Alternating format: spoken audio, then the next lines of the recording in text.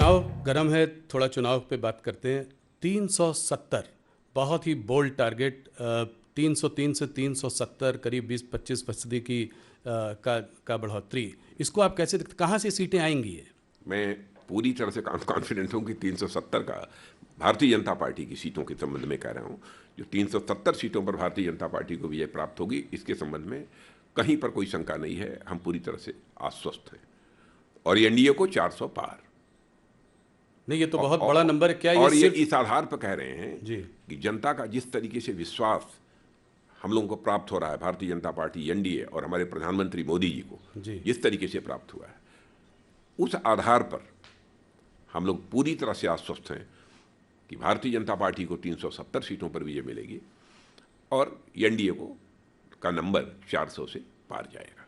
ये सिर्फ राम मंदिर की वजह से नहीं है, बल्कि ये सिर्फ राम मंदिर की हवा की वजह से नहीं है। इस 370 और भी चीज़ें हैं जिसकी वजह से बहुत सारे। एक फैक्टर तो है। सबसे बड़ी चीज़ जो मैंने कहा ना कि हम लोगों की पार्टी के बारे में एक विश्वसनीयता, हमारी गवर्नमेंट के बारे में, क्रेडिबिलिटी। हाँ, credibility, Modi ji lead government की क्रेडिबिलिटी, जी, इसके कारण जनता के अंदर एक बहुत ही अधिक विश्वास पैदा हुआ है।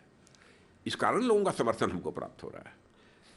370 का बोल्ड टारगेट है आपके सामने। इस बार आप लोगों को बड़ी उम्मीद है कि साउथ इंडिया से जो है वहाँ से आपके पास काफ़ी सीटें आएंगी। तो पिछली बार लगभग 130 सीटों में आपके पास कुछ 29 सीटें थी, उसमें से 25 कर्नाटका से आई थी, 4 तेलंगाना से। इस बार आप इसको कैसे बदलते देख रहे हैं? कहाँ से और सीटें आएंगी?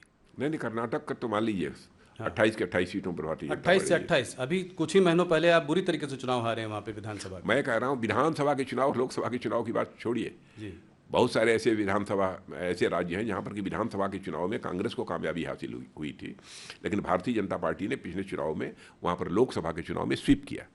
कर्नाटका में आप 28 से 28 तो दे रहे हैं, मगर अंदर इंट्रा पार्टी आपकी काफ़ी लड़ाई झगड़ा मन मुटाव चल रहा है। उसके बावजूद आप कह रहे हैं कि सारी सीटें आप लेकर आएंगे। वहीं पर कोई लड़ाई झगड़े नहीं है और इस बार तो जेडीएस के साथ समझौता भी है। हमारी ताकत पहले से भी कर्नाटक में बढ़ी है। तो 28 में 28। 28 तमिलनाडु केरला, यहाँ पे अकाउंट खुलेगा आपका? अकाउंट ही नहीं खुलेगा, बल्कि अच्छे खासी संख्या में हम सीटों पर विजय भी प्राप्त करेंगे। कहाँ, तमिलनाडु में? तमिलनाडु में करेंगे इस बार। और रिजल्ट आने के बाद फिर राहुल जी मिलेंगे हम लोग।